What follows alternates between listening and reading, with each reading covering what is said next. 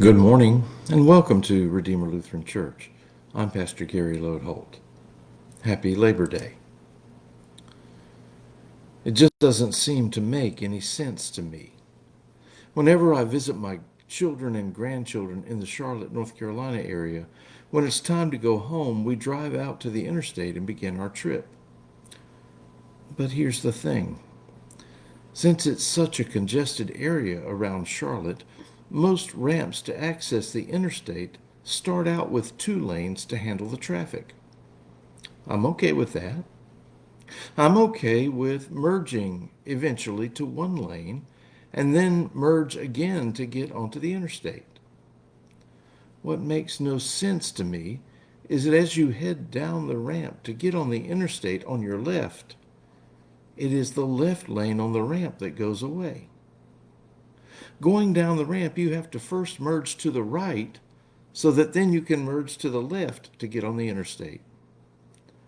I think the right lane should go away so that you merge left into 1 lane and then merge left again to get on the interstate. There must be something I don't understand. Roads can often present problems to us, and this week I want to use some of the everyday problems we have as we travel our roads to reflect on some Bible stories of people on roads. There are several stories in the Bible in which people travel on roads, and the roads themselves become an important part of the story. Even more, there may be things in these stories that speak to us as we travel our roads of life and faith.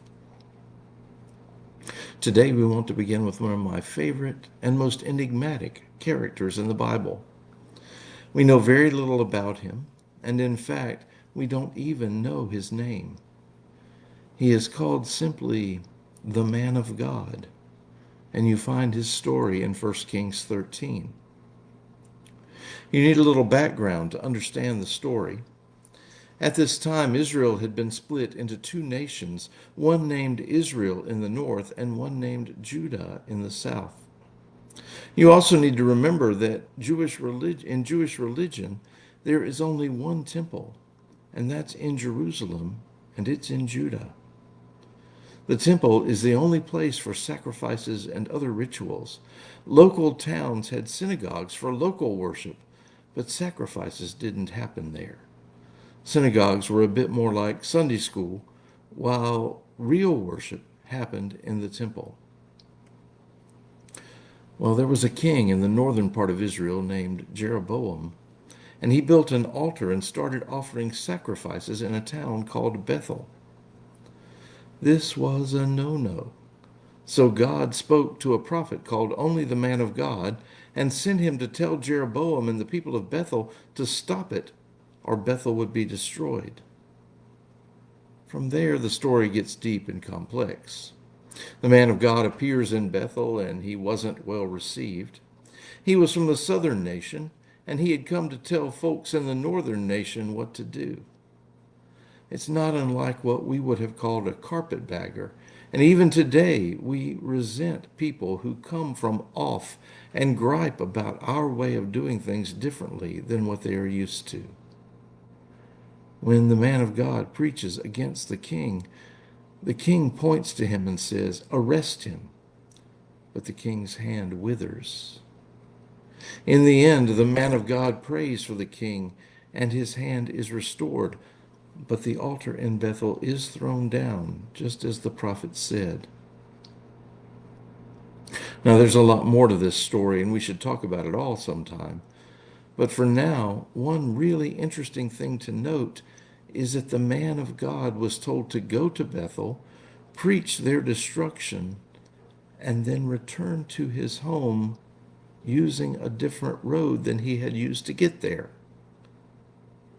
What's that all about? Well, to have come to a city, preached against it, and then to backtrack along the path you used to get there would have been understood that he was taking the message back too. He brought it this way, he was taking it back the same way.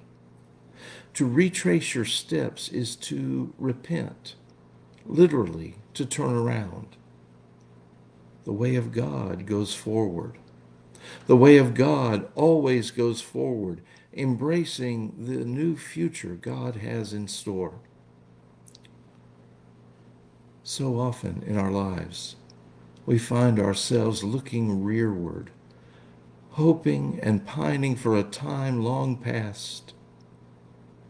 Sometimes we try to recapture a past or try to have things happen in the same way they did then, and that just doesn't happen. God's way moves forward. God does new things.